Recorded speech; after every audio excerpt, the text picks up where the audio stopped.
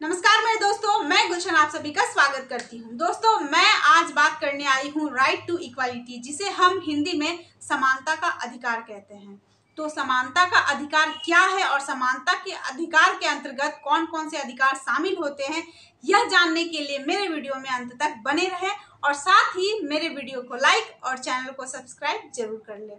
दोस्तों, आमतौर पर लोग समानता के अधिकार का मतलब केवल समान व्यवहार समझ लेते हैं, पर ऐसा नहीं है। अगर इसके बारे में हम डीपली जाने तो यह इतना सिंपल नहीं होता। अगर दो लोगों के बीच समानता के अधिकार को डिफाइन किया जा रहा है, तब ऐसे में उन दो लोगों के संबंध में हमेशा लक्ष्यों को निर्धारित करना पड़ता है और साथ ही इसमें कई तरह के पहलुएं भी शामिल होती है। समानता का अधिकार एक ऐसा विचार है जिसके लिए सदियों से स्वतंत्रता सेनानी हुकूमत और नीतियों के खिलाफ संघर्ष कर रही है और इसके साथ ही समानता के अधिकार के अंतर्गत सुरक्षा, वोट का अधिकार, भाषण की स्वतंत्रता, एकत्र होने की स्वतंत्रता, संपत्ति का अधिकार, स्वास्थ्य समानता, आर्थिक समानता और इसके साथ साथ ही कई तरह के अधिकार और प्रतिष्ठा जो है वह इक्वल होनी चाहिए। और समानता के अधिकार को आर्टिकल 14, 15, 16, 17 एंड 18 में बताया गया है, जो मैं आप सभी को एक एक करके बताऊंगी। पहला, आर्टिकल 14। आर्टिकल 14 भारतीय नागरिकों और विदेशियों दोनों पर लागू होता है।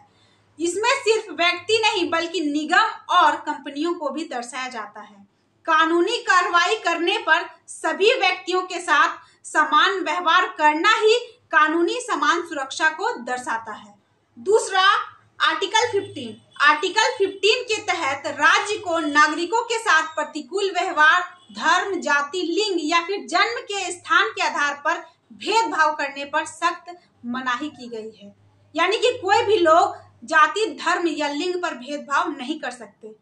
पर आजकल अधिकतर लोगों के बीच यह लिंग भेदभाव अग्रसर होता दिखाई दे रहा है। माना कि कानून ने समानता के अधिकार को सभी व्यक्तियों को दे रखा है, पर आज भी कई ऐसे घर हैं, समाज है और कई ऐसे स्थान हैं जहां पर लड़कियों के साथ होने वाली भेदभाव आज भी कायम है और वहां पर कुछ घटिया सोच के लोग अपने गलत काम को अंजाम देकर अपने सीने को चौड़ा करके यह कहते हैं कि मैं तो लड़का हूँ। तो क्या लड़का होने का मतलब गलत सही हो जाता है, या फिर लड़की होने का मतलब यह होता है कि सही होकर भी गलत को बर्दाश्त करना? अब ऐसा नहीं चलेगा, क्योंकि अब गलत का मतलब गलत ही होता है और गलत करने वालों पर सजा लागू होती है। और कई लोग जो घटिया सोच के हैं उन्हें भी इसका अंजाम पता चल गया है, कानून की सख्ती के बारे में उसे पता चल गया है, इसलिए कई लोग सुधर गए हैं और कई लोगों का सुधरना बाकी है। बस अन्याय को सहना छोड़ो, न्याय खुद ब खुद आपको मिल जाएगा, क्योंकि आर्टिकल 15 हमें समानता के अधिकार को प्रदान करता है। तीसरा, आर्टिकल 16। आर्टिकल 16 के अंतर्गत सार्वजनिक रोजगार में सभी व्यक्तियों को अवसरों की समानता और साथ ही भारत में सभी नागरिकों को सार्वजनिक कार्यालय में जितने भी रोजगार संबंधित जितनी भी जानकारी है नियुक्ति के लिए, उसके बारे में अधिकार प्राप्त करने का पूरा अधिकार है। इसे अगर हम सभी सिंपल शब्दों में समझे तो भारत में जितने भी नागरिक हैं, चाहे वह किसी भी धर्म के हो, जाति के हो, लड़का हो, लड़की हो या फिर उसका जन्म स्थान कहीं भी हो, अगर वह रोजगार की नियुक्ति के लिए जानकारी हासिल करना चाहता है, तब उसे पूरा अधिकार है कि वह नियुक्ति भी कर सकता है और रोजगार प्राप्त करने का उसे पूरा अधिकार होता है। चौथा, आर्टिकल 17। यह आर्टिकल किसी भी व्यक्ति के साथ घृणा करना या फिर छुआछूत या गलत व्यवहार करने पर सख्त मनाही करता है। यानी कि अगर कोई व्यक्ति किसी दूसरे व्यक्ति को देखकर घृणा करता है, छुआछूत करता है, या फिर अगर कोई व्यक्ति विकलांग है और इसके तहत वह उसके साथ भेदभाव करता है, तो ऐसा करना एक दंडनीय अपराध माना जाता है। पांचवा, आर्टिकल 18। आर्टिकल 18 को 4 भागों में बांटा गया है। जो उपाधियों के उन्मूलन से संबंधित है।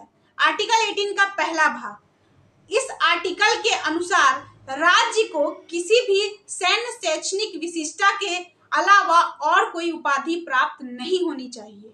आर्टिकल 18 का दूसरा भाग, यह किसी भी भारतीय नागरिक को विदेशी राज्य से उपाधि प्राप्त करने से रोकता है। आर्टिकल 18 का तीसरा भाग, इस आर्टिकल में राज्य के तहत लाभ या विश्वास के पद पर विदेशियों को भारत के राष्ट्रपति के सहमति के बिना राज्य की उपाधि देने पर प्रतिबंध लगाया जाता है। आर्टिकल 18 का चौथा भाग, इस आर्टिकल के तहत कोई भी व्यक्ति, चाहे वह भारतीय नागरिक हो या फिर विदेशी, राज्य के तहत कोई भी पद धारण करने के लिए राष्ट्रपति के बिना सहमति के इस पर प्रतिबंध लगाया जाता है। तो यह रही राइट टू इक्वालिटी के बारे में। उम्मीद है आप सभी को मेरी यह वीडियो पसंद आई होगी। धन्यवाद। जय हिंद, जय भारत।